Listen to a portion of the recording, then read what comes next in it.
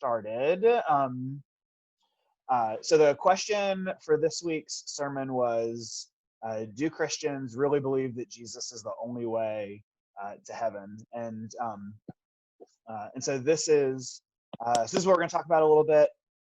We'll reference the sermon a little bit, but then we've also got some other stuff that we'll look at. And like I mentioned last week, we'll post the recording of this tomorrow probably, and then in the description for the recording, I'll put a bunch of resources that are things that some will use today, but then just other ones that Pastor Nathan recommends, or that sort of thing. And so we'll have all those on there if you want to read more about it, or if you want to look into this some more.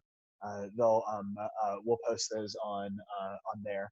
Just a couple of the books that were helpful for me. This one that we looked at, that we used last week, also, Confronting Christianity, is a helpful one. I'm going to read a little bit from that today. And this, The Reason for God by Tim Keller, has a chapter on this topic in particular that's helpful. And then this book, Atheist Overreach by Christian Smith, has some good stuff in it too, for this week's sermon, and then also for some of what I'm going to be preaching on next week. With the topic for next week is, why can't I just do whatever I want as long as I don't hurt anybody? So we're gonna talk about that some next week too. And let me think. And then, like I mentioned before, if you have questions throughout the week, or if something pops into your head and you're like, oh, I wish I would have asked that, or if Sarah, you get to listen to the sermon and you say, hey, I have a question about that, then definitely email me or email Pastor Nathan, and we'd love to help you guys sort of work through those a little bit. Let's see. So we'll go ahead and get started. And I think this is probably a question people ask a lot, and is something that can be pretty controversial is not the right word, but a question that people really wrestle with when it comes to faith, and so we're going to look at a couple different areas. We're going to look at some we're going to look at this logically, biblically, theologically, and then practically, and sort of look at how in some of those areas it can help us understand this better for ourselves, but then also as we're thinking about how to share our faith with other people, and as we talk about our faith with other people, to sort of help us think through some of those things. If maybe I'm guessing you guys have seen this bumper sticker before, right? The coexist bumper sticker. It's been around a long time. There's another one that I think spells out tolerance, I think, or something like that. And and the idea behind it is sort of the issue that we're addressing here, which is all of these can't all of these religions sort of exist at the same time? Can't they? Don't they all basically say the same thing? Is what we're is what we're talking about. And in one sense, right, we would say, if we are saying, can people from different religions all sort of occupy the same space at the same time? Then we'd say, well, sure, and we'll talk a little bit about our attitudes towards people who believe differently than us, and that sort of thing. But if we're saying, shouldn't we acknowledge that all of these religions basically say the same thing, and so they're all basically the same thing anyhow? Then we're talking about something very very, very different. And so we're gonna we'll talk a little bit about just how in some ways it's sort of a silly thing to say, because they are so different, and sort of what they what they believe, right? To say that they all believe the same thing is to really not look very carefully at what they actually what they actually say. And so uh, and so part of uh,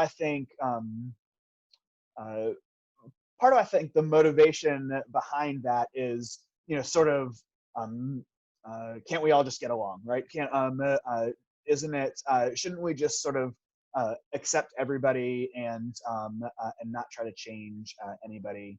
Do you guys have any other thoughts about why what drives people to want to say that sort of all religions basically say the same thing? Um, uh, why do you think that's such a big thing for people? Does anybody have any ideas?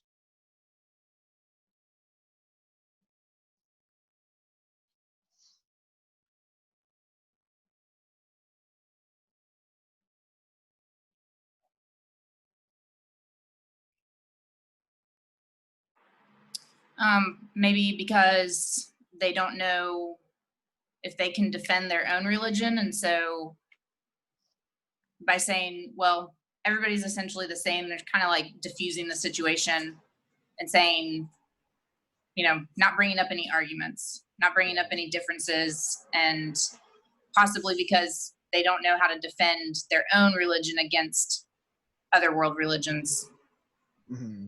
Yeah, yeah, and so it's easy. So they don't have confidence in their own religion, and they don't want to cause conflict, and so it's easier just to sort of say that as an easy out, maybe. Yeah, no, that's good.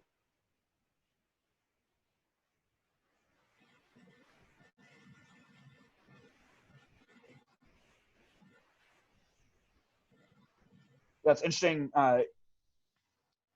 There the desire to sort of uh, eliminate intolerance, right, is not anything new. But it's interesting, sort of as you look at history, how often, in the interest of being tolerant, you actually see some of the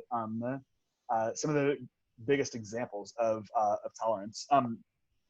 Alistair McGrath is a historian, and he said, the 20th century gave rise to one of the greatest and most distressing paradoxes of human history, that the greatest intolerance and violence of that century were practiced by those who believed that religion caused intolerance and violence. And and so he was talking about Soviet Russia, right, where the communists in Russia were trying to eliminate religion, and in the process, murdered millions of people. Communist China was sort of the same thing. The Khmer Rouge in Cambodia, Nazi Germany, right? These places where they tried to get rid of religion because and replace it with something else, and ultimately their only option to try and get rid of it was to get rid of it violently and with just a complete lack of tolerance. And so I think I think one of the things that that we see is that it's sort of to say that all religions are the same, right? To sort of say that no one can really know truth or ultimate truth is actually a pretty arrogant claim. Pastor Nathan talked about this a little bit this morning, and there's lots of ways that you can look at it to say, for someone to say, to claim that no one else can know the truth, really puts them in a position of saying that they have the truth more than anybody else. I don't know if you guys ever heard of this illustration of the elephant. I don't know if you've ever seen this picture or something like it, or sort of an illustration. And the basic idea is, you have these blind men that go and they all walk up to an elephant, and they're supposed to describe the elephant, right? And so somebody grabs the tail and says, well, it's sort of, an elephant is sort of like a rope. And then somebody else grabs the leg and says, no, it's not like a rope. It's more like, a big tree trunk, and then somebody else grabs the tusk and say, no, it's sharp and pointy, or somebody grabs the trunk and says, no, it's long. And so the idea is that everyone has a little bit of the truth, and so in the same way that all of them are describing sort of a part of the truth, all people would say, well, all religions are sort of giving us a part of the truth also, right? But that no one can really know the whole truth about God, and so all these religions are sort of trying to describe part of the truth, but they just can't see the whole truth. Well, the problem with this illustration is that there's one person that's not included sort of in the picture and in the diagram. It's the person who's looking at the whole elephant and telling them that they don't have the whole picture, And so for someone to sort of talk and claim that this is what all religions are, is just a little piece of the truth, is for that person to claim for themselves that they actually can see the whole truth, and they're and they are the ones who have this clear picture of what the truth really is, but nobody else can have it. And so you can see how really quickly, if that's sort of your thinking, it can lead to it can lead to sort of an arrogance of claiming something really that you are claiming nobody else is able to say through what they know and what they have.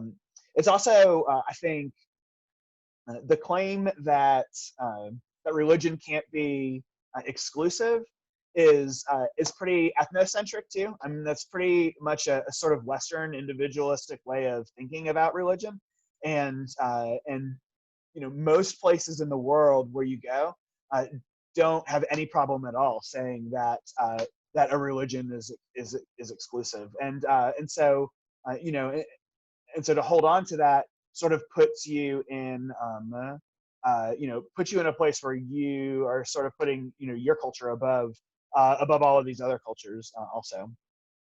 And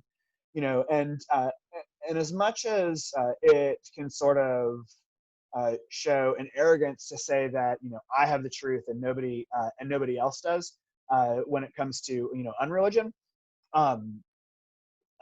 even to be able to say that is sort of this exclusive claim, right? If I say that there's no way for you to know God, right? There's no way for you to understand everything, to understand about God.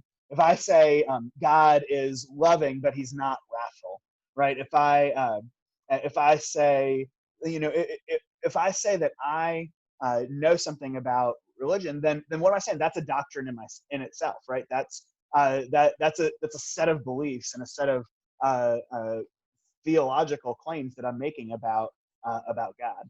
And so to say you can't know God is as dogmatic as saying you can know God, right? And so there's this problem when you stand back and you claim that only you have the truth. Pastor Nathan talked this morning too about sort of some of the ethical problems that come with saying there's religion can't be true for everyone, right? And you can't make these claims about God and about humanity that are true for everyone. But the things that are important to me, I'm going to say that those things are true for everybody, right? And we'll come back to this probably in a little bit, but things like evil, right? You can't call it, like Pastor Nathan talked about this morning, you can't call out evil if there's no absolute truth, right? There's then people can then there's nothing to stop somebody from saying, well, you can't put your beliefs on me to tell me this is wrong because I think it's right and I want to do it. And so you really get into some some logical challenges when you're trying to claim one when you're trying to use the claim of sort of your truth as opposed to truth, overall truth. There's an interesting passage in one of these books here, and she's talking about the Me Too movement, and she says in 2017 the Me Too movement hit thousands of women stepped out of silence to reveal the abuse and harassment they had endured at the wandering hands of powerful men. Oprah Winfrey made an impassioned speech at the Golden Globe Awards, commending the women who had spoken out. And then this is a quote that Oprah had in her speech. She said, "What I know for sure is that speaking your truth is the most powerful tool we all have." Right, and so that was the quote from the speech Oprah gave. What I know for sure is that speaking your truth is the most powerful tool we all have. And then this is Rebecca McLaughlin in this book, and she says, "The truth of a sexual assault is undoubtedly personal. It is, in an important sense, your truth. But if that truth is not also objective, it's a lie. The women who have spoken out are ultimately commended not for telling their truth, but for telling the truth. The truth is often hard to prove, which is why tragically so many women do not speak out, fearing their testimony will not be believed against that of a more powerful man. But no one doubts that there is truth to be discovered here, truth that is personal and objective." And I think, and this is where I think for so many of the things that, that people are rightly passionate about, right? And seeking to see changed in our world, whether it's whether it's sexual abuse like the Me Too movement, whether it's racism, right? Whatever these things are, there's a real problem if we're just trying to call these things out without the ability to say that they are fundamentally wrong, right? That it's not just I feel like they're wrong, but that they are actually wrong. And if we're not willing to claim that there is truth, right? That truth exists, then we can't claim the truth about these things. Truth is objective, like she says.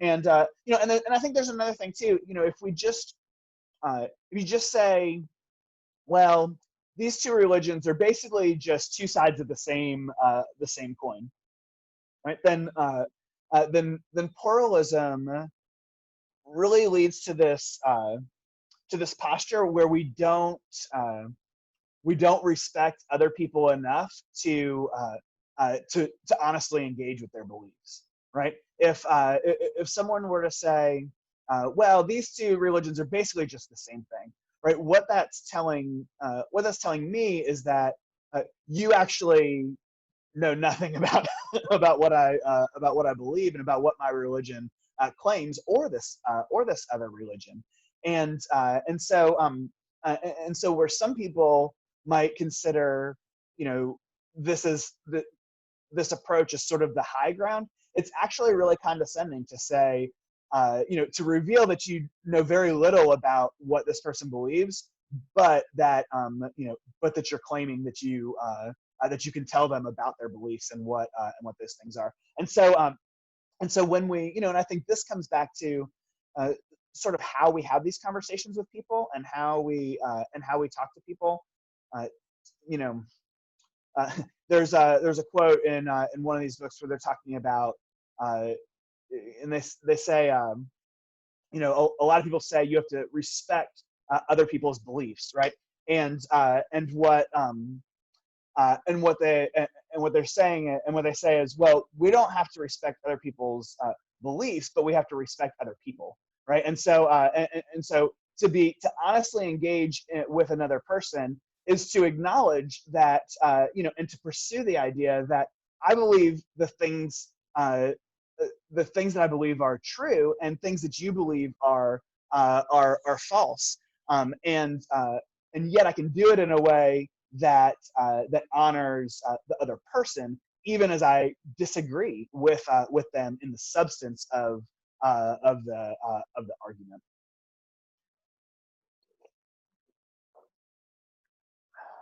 sorry, our classes are sponsored by Pib Extra as our corporate sponsor. So if you, in case you were wondering, and then let's see.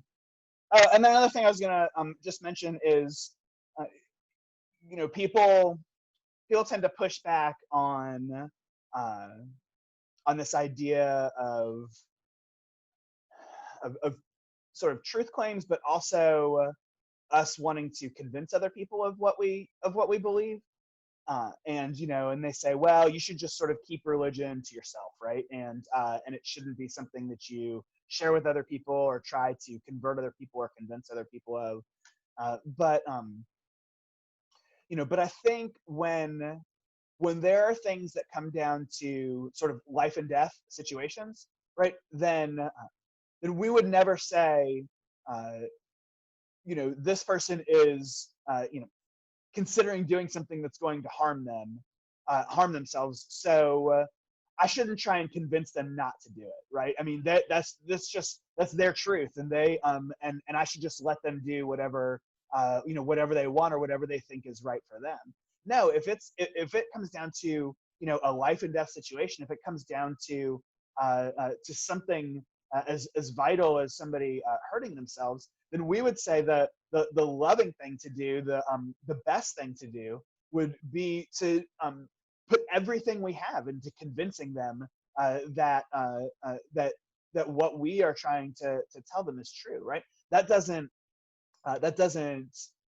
minimize their dignity. It doesn't minimize the value that person has. It actually elevates it, right? To say that this is something that's so important. This is something that is so vital, life and death even, that for me to not try and convince you of it would be the unloving thing, right? And so I think this this is where our this is where understanding sort of truth and ultimate truth is really really helpful and really important. And then the last thing I'll say, sort of on the converting part, is sometimes people have the wrong impression that for someone to put their faith in Jesus, right? For someone to convert to Christianity means that they have to convert, sort of their culture also, right? So, so if they are from, if they are Hispanic, or if they are Indian, or if they are, wherever they're from, that to convert to Christianity means that they have to leave behind, this identity of who they are, to become a Christian. And one of the things, like Pastor Nathan was talking about this morning, that is so inclusive, even in the midst of the exclusivity of Jesus, is this idea that it's not replacing one, it's not replacing our culture with another one, but it allows us to hold on to sort of who God has created us to be, while at the same time spiritually changing everything about who we are. And so I think sometimes in particularly in in our country and in our context, people have this idea that Christianity is a Western religion, and so when it gets taken to other places, it's there to convert people to sort of Western ideas as much as it is to convert them to faith. And we'll actually talk about this later on in the summer. One of our sermons in the series is on. I think the title is "Doesn't Christianity Squelch Diversity?" And we'll actually talk about that in terms of diversity in our own country, but then also in diversity in the context of the world, right? To understand that that the West is not the center of Christianity, and even from the very beginning, it was centered in other parts of the world. And it's actually, while we may feel like Christianity is declining in the West, it's actually flourishing and growing at an incredible rate in most other places in the world. And so and so when we talk about converting people, there's actually a beauty to it that says, I'm not asking you to leave to leave who you are behind. I'm asking you to take on this identity, this spiritual identity in Christ. Um, and so we sort of get to the place where um,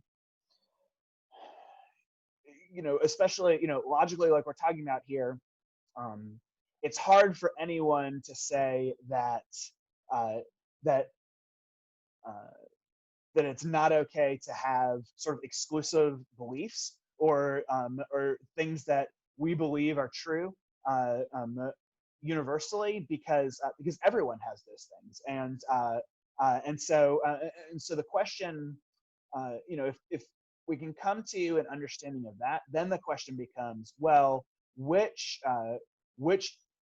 universal truths that lead to the most flourishing for people, which lead to uh, the the ability to love people with whom you disagree the best, and that sort of thing.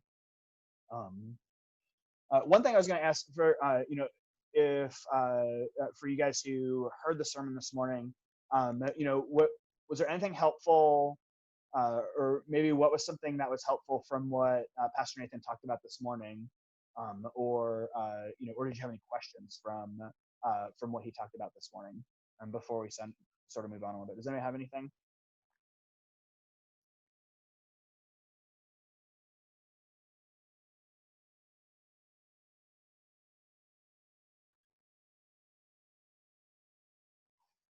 Um, one of the things that one of the things that I think we see also is that, and we know this as Christians, but I think it's something that's harder to believe, or harder to see maybe for people who would say they don't have, uh, they don't believe in a faith, is the way uh, our sort of exclusive um, beliefs, or the things that sort of uh, uh, the the way that we see the world affects how we see every other part of the world, right? And that's where a lot of blind spots come from too, right? To say, well, I only, I can say, well, this is sort of how I see the world, right? And this is how I understand the world to work. And somebody can say, you're crazy. I don't even understand how you got to that place, because there are so many foundational beliefs that they have, that they're starting in such a different position they can't even see how what I believe is possible. And there's other people who have said some of the same some of the same things to me, to say, well, this is how I think the world works, or this is how I what I think is true about the world. And I think, how in the world do you believe that, right? How could you possibly think that? And a lot of it comes from just uh, starting from such different places, that of sort of assumed facts about the truth, and about how the world works, right? You can think about something like divorce laws in our country, right? So the way you view those laws is going to be totally affected by certain assumptions that you come to the world holding, right? So if you're working from an assumption, if you're working from a set of beliefs that says marriage is about my happiness, right? And marriage exists to make me happy, right? Then things like no fault divorces and laws like that are going to make a lot of sense, right? Because marriage exists to make me happy. So when marriage stops making me happy, then I should be free to go and leave that marriage and do whatever I want, right? But if you have an understanding of marriage that says it's a covenant between two people that reflects the covenant that we have between us and God, right? And this commitment that is at the foundation of it. Then your ideas of divorce laws are going to be very different, right? In what you are going to advocate for and push for. And so we can see that in lots of different places in our lives, right? Where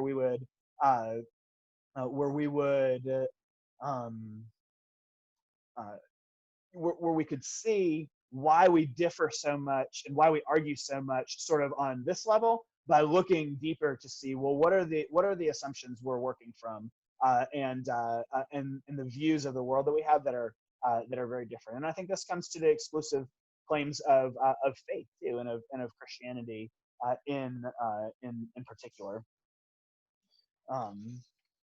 So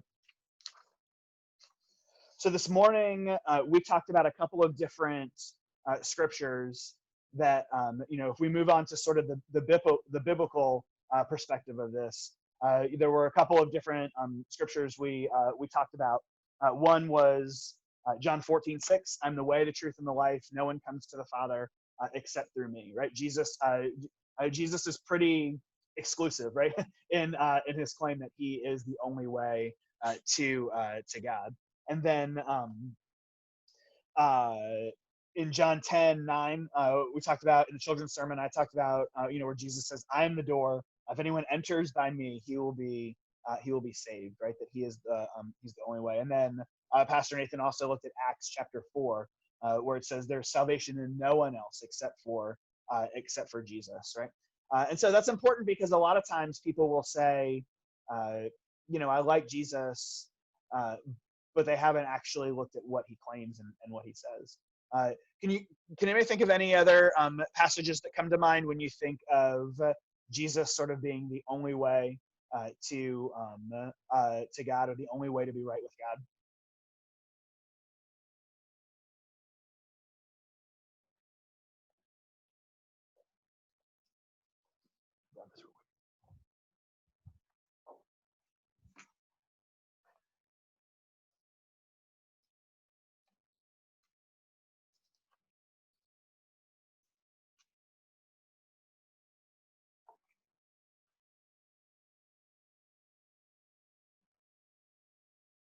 One of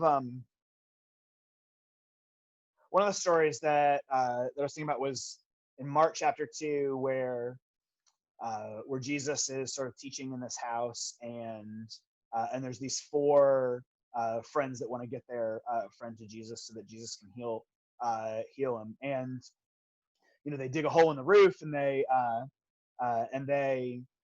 lower their friend down, and Jesus says, your sins are forgiven, right?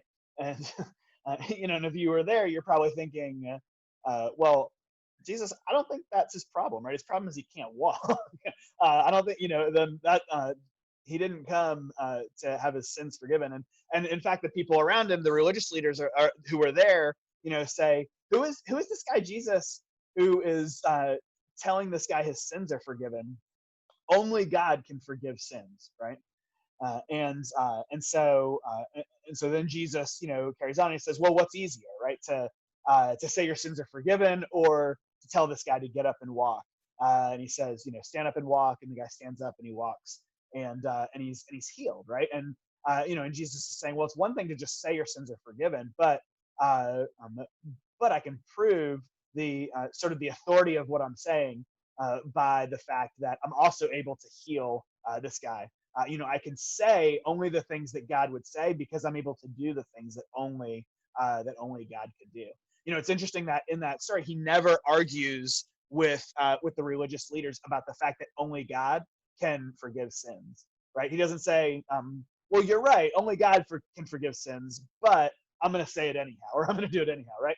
He doesn't even address it because he's trying to make this connection for them that, yeah, you're right, only God can forgive sins, and I'm saying your sins are forgiven. And so I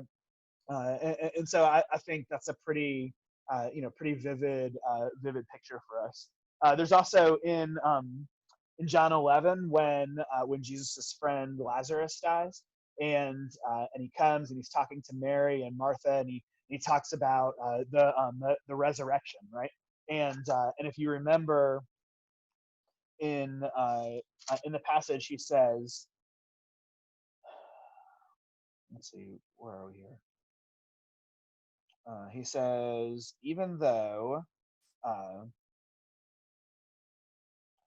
he says, your brother will rise again. And Martha said to him, I know he will rise again in the resurrection on the last day. And Jesus said to her, I am the resurrection and the life. Whoever believes in me, though he die, yet shall he live. And everyone who lives and believes in me shall never die. Do you believe this? And she says, yes, Lord, I believe that you are the Christ, the Son of God, who is coming into the world. Right. So this is a pretty pretty outrageous claim, right? To say that people who believe in me will live forever, right? Even though they die, even though their bodies die.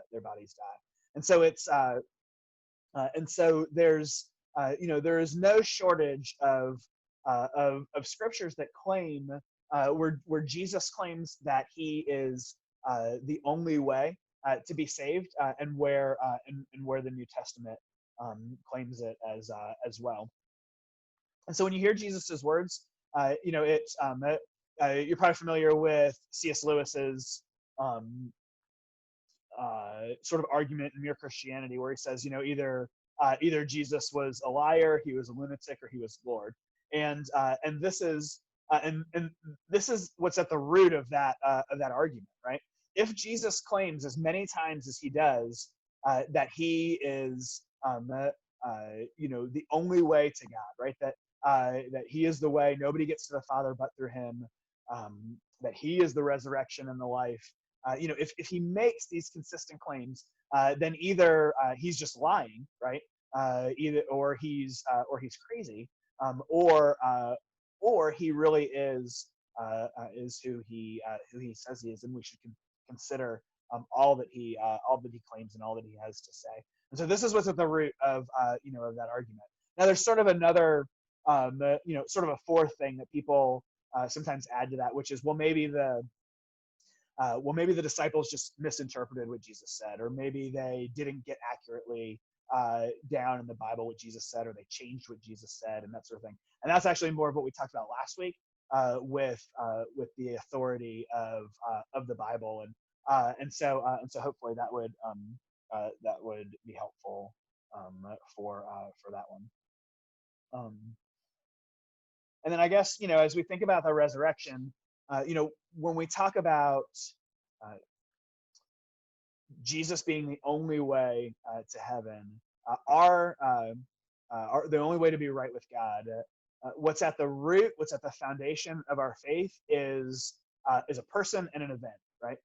What's at the heart of our faith is the person of Jesus Christ, and what's at the heart of our faith is the cross, right? This that Jesus really was the Son of God, that he really did live and walk on this earth, that he really did suffer, he really did die, and then that he really was raised from the dead, right? These are the claims that are at the heart of what we believe. And so at some point we have to we sort of have to wrestle and deal with those events, right?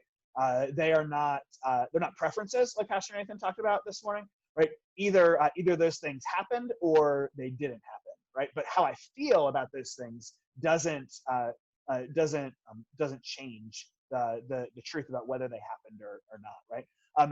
Take for example something like the assassination of Julius Caesar, right? We have enough evidence to think that there is a specific day in March in 44 BC where Julius Caesar was assassinated, right? Now we don't have as much evidence for that as we do for other things, but whether whether or not we feel like the evidence is conclusive or not, right? There's an objective reality here, right? Either he was assassinated on that day or he wasn't, right? There's not I feel like he probably wasn't, right? And so regardless of how I feel, one of these things is true. And it's the same for the resurrection, right? If we if someone were to feel like the resurrection didn't really happen, right, or they would then it would change their response to it, right? It would change how they live their lives in light of it, but it wouldn't change the objective reality of whether or not the resurrection is true. It either didn't happen or it did happen. And so it's important for us to remember that that Jesus being the only way to heaven is sort of rooted in that event.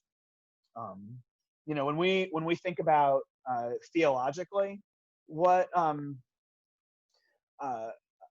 whether or not to believe that Jesus is the only way. I think if we think about the nature of salvation and this idea of, we call it substitutionary atonement, right? This idea that sin came into the world through one man, Adam, and it says in Romans, and so salvation also came into the world through one man, Jesus, right? And so the way that we understand salvation from the scriptures is this idea that that our sin deserves death, right? And that either we will pay the penalty for that sin, or someone will pay the penalty for that sin in our place, right? And so the gospel is this idea that Jesus stood in our place and did for us what we couldn't do for ourselves. Well, if that's the nature of salvation, is God's wrath being poured out on our sins, but on Jesus for those sins instead of for us, then it's hard for us to say, well, you can be saved through that or through something else, right? It sort of undermines the whole idea of the type of salvation that we believe the Bible teaches. And then theologically too, like we talked about before, when it comes to what we believe the Bible tells us about salvation, about the nature of man, about human dignity, about all of these things. These are things that that it is hard for us to. It's hard for us to claim these things and to like Pastor Nathan said this morning, to protest these things or to work towards changing these things if we're not able to have sort of a foundation to be able to say, well, these things are objectively true, right? Whether it's and so that is theologically we understand that in salvation, we understand that in all of these other commitments that we have through faith for how we understand ourselves and how we see the world around us.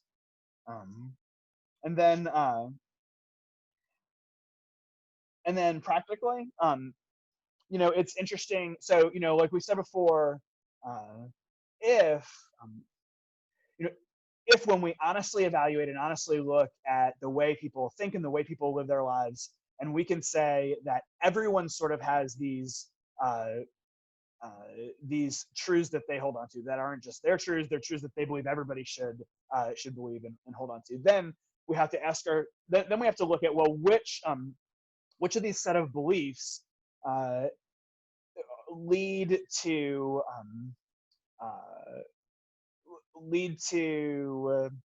in sort of an acceptance of people who differ from us, an ability to be at peace with people who differ from us, right? Because sometimes people's claim is, well, religion is the cause of all of the problems in the world, right? People fighting over religion and arguing over religion is what's really wrong, and so then that drives them to say, well, religions are all about the same. I'll say about the same thing, so now you don't have to fight, right? And you don't have to argue about things. But But it's interesting that even early on in the history of the church, the exclusivity of the claims about Jesus that Christianity makes uh, didn't lead to Christians what you would think of like excluding people and pushing people away and that sort of thing. It actually led to an inclusion that was not common in the culture at that time. Greek and Roman religions, basically they were these polytheistic. There's a God for everything, and we'll worship all of them just to be sure, right? Uh, but that pluralism, that idea of worshiping all of these gods at the same time and being tolerant of all of these gods, actually led to all sorts of separation in that culture, right? It separated the rich and the poor. It separated people of different races. It separated the slaves and free people. And all it separated people in all of these ways that their culture was, and it didn't bring them together. And yet the early church were the people who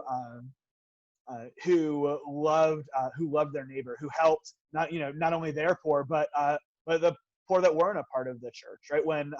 When plagues came through the cities, everyone else ran to get away from it, and Christians stayed and cared for their neighbors and loved their neighbors, right? In the church, there was this mixed community of people that was unlike anything you could find anywhere else in that part of the world at that time. You had rich and poor, slave and free. You had Jews and Gentiles. You had all of these different languages, all of these different races, all of these different things, all brought together because of the gospel and because of the claims of Jesus and because of the character of Jesus and how he lived and how he called his people to live also. And so you have almost a counterintuitive thing going on where where the people who claim to be the most tolerant and the most inclusive, it excluded people, and the exclusive claim of Jesus actually created a community like none other. Um, and it makes sense because what's at the heart of the gospel and of what we believe, right? It's humility, right? It's the humility to acknowledge that we are way worse than we even realize, right? And if that's the case, then it's gonna create an attitude, or it should create an attitude in us that that we might even expect that people who aren't Christians are better than us, right? That we can find non-Christians who are nicer than us, who are who do more good than us. That all those things we should readily acknowledge that's the case, because part of accepting the gospel is acknowledging what we've realized about ourselves, is that we're more sinful than we realize. And so that kind of humility should impact the way we way we see others, even the way we interact with others who disagree with us. To have conversations with people that disagree with us, and to be able to listen patiently, right? To be able to hear what and understand what they have to say, and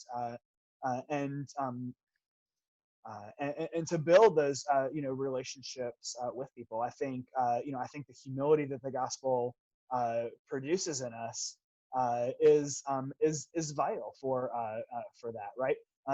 Typically you would think that if you are claiming to be the people that have the truth, right, that have the way, that knew it, it would that know it and then have it, then you would think it would create people who sort of lord it over the people around them, and hold it over people's heads so that they look down on other people. But because of Jesus, right? Because Jesus was willing to humble himself even to death on a cross, right? Then we know that the way for us is humility too, and so we can live and exist in a community where we may differ with other people on the truth, but we're able to love those same people, right? So Jesus tells us to love our enemies, right? He tells us to pray for them. All through the New Testament, we have these calls to listen and to pray for and to weep with and to celebrate with, and all of these things with people who are different with us, and that ultimately the light of the gospel will shine through us, even as we do those things in our weaknesses. And really, that should be I think that's the calling for us, no matter what subject we're talking about, right? No matter what topic we're talking about, that even as we think about what's a way forward in sort of the things that are going on in our country right now. I think coming from a posture of humility and being willing to listen as we before we speak and that sort of thing, I think is a really important way forward. And I think the fact that when we talk about Jesus being the only way to God, and that it's through this faith in Jesus alone, by grace alone. I think this is what, sort of how Pastor Nathan ended the sermon this morning. I think this is what makes the gospel available to anyone, right? No matter how smart you are, no matter how much money you have, no matter what country you're from, no matter where you live, no matter what life experiences you have, no matter what you've done wrong in your life, the gospel is available to you. And if there were all of these different ways for us to earn our way to God, then it would be dependent on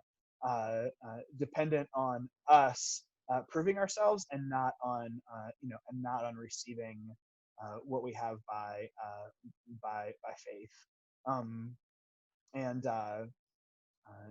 so and we talked about this last week, but even as we share our faith with people, it gives us the ability to sort of takes the pressure off, in a sense, right? To be able to share our faith in a way where we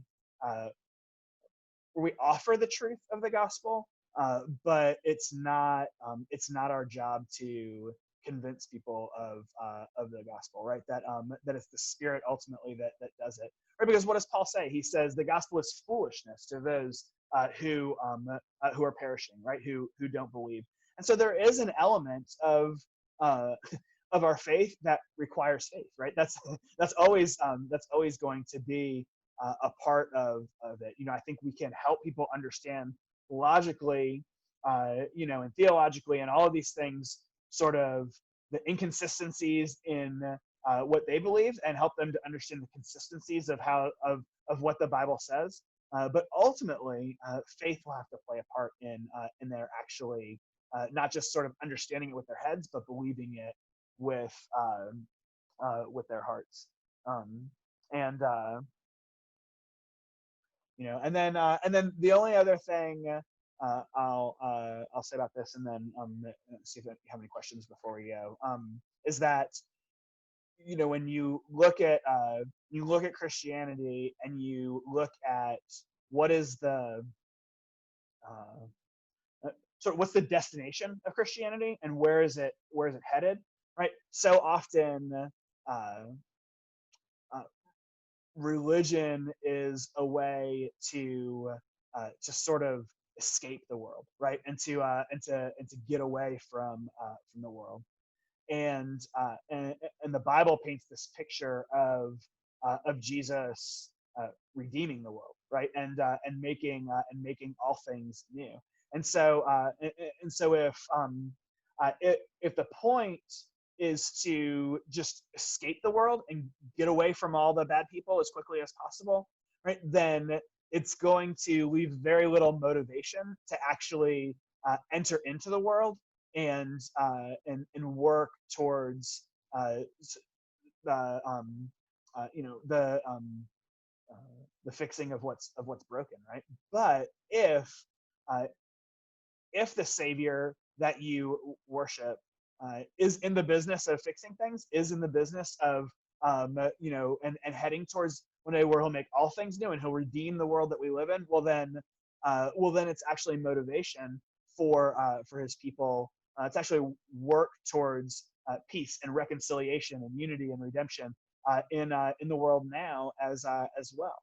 And so and so the exclusivity of Jesus as the only way, right? And being able to acknowledge that Jesus is who he says he is, and has come for the reasons that he said he's come. It actually those truth claims actually give us the best resources and the best motivation for being able to see so much of what people are longing for in the world around us, right? And and we'll talk about this more next week too, to just see how far short sort of a life goal of just being sort of a good person and doing what makes me happy, how far that falls short of being motivation or giving you resources to accomplish the things that so many people want to see happen and accomplish in the world.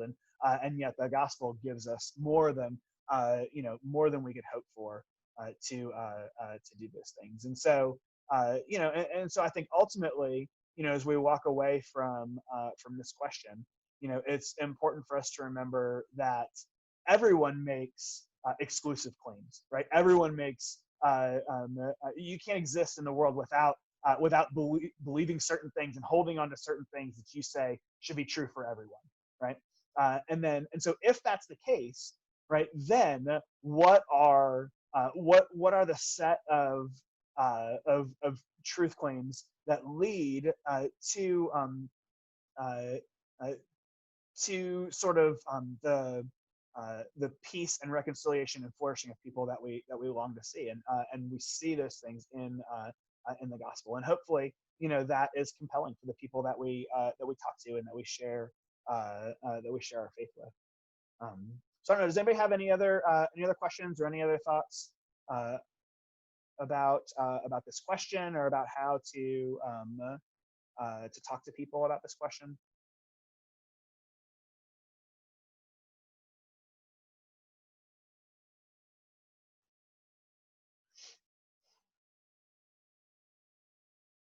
All right, well,